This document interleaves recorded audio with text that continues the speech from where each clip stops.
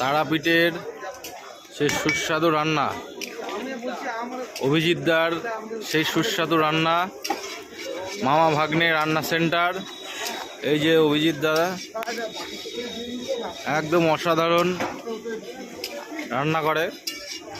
একদম যারা যারা খেতে ইচ্ছুক তারা প্রত্যেকে তারাপীঠে আসলে অভিজিৎদার ঘরে আসবে। দাদা এত সুন্দর রান্না করে, মানে আমরা আজকে এসছি দাদার কাছে রান্না করতে দিয়েছি, কিন্তু এত সুন্দর রান্না করেছে যে মানে সত্যি। ওই জন্য রাত্রেও আমরা আবার এসছি দাদার কাছে। এই যে দাদা, দাদা কিছু বলো।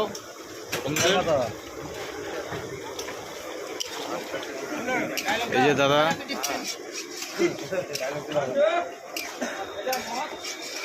দাদার হাতে জাদু, দাদার হাতেই জাদু। তাই বন্ধুরা, তোমরা তারাপীঠে আসলে অবশ্যই মানে মামা ভাগ্নে রান্না সেন্টারে এসে খাবার দিয়ে যাবে, রান্না করিয়ে দিয়ে যাবে। এত সুন্দর রান্না করে, তোমরা না খেলে বুঝতে পারবে না। তাই অবশ্যই তারাপীঠে আসলে তোমরা এই মামা ভাগ্নে রান্না সেন্টারে আসবে।